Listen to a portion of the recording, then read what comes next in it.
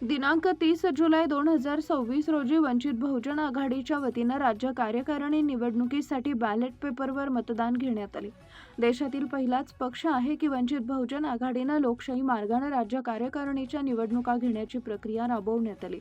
निवडणुकीची प्रक्रिया राबवण्यासाठी निवडणूक निर्णय अधिकारी म्हणून प्रियदर्शनी तेलंग यांनी पारदर्शकपणे काम पार पाडले।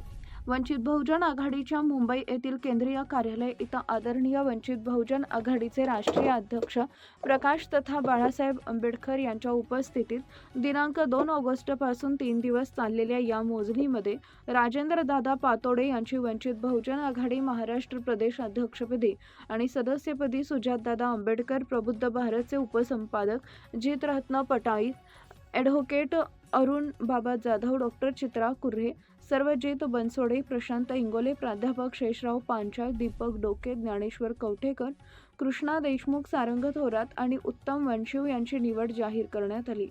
सोलापूर जिल्ह्यातून वंचित बहुजन युवा आघाडीचे जिल्हाध्यक्ष दीपसागर पाराध्ये, सोलापूर युवा आघाडी जिल्हा महासचिव सोमनाथ ढावरे, जिल्हा उपाध्यक्ष वैभव भंडारे, मंगळवेढा शहर अध्यक्ष अजय गाडे आदी पदाधिकारी व कार्यकर्ते उपस्थित होते। निवडीनंतर सर्व कार्यकर्त्यांनी मिठाई वाटून आणि फटाके वाजवून ढोल ताशांच्या गजरात जल्लोषात प्रदेशाध्यक्षाच्या आणि कार्यकारिणीचे स्वागत केले। या मोजणीच्या प्रक्रियेसाठी राज्यभरातून कार्यकर्ते व पदाधिकारी उपस्थित होते।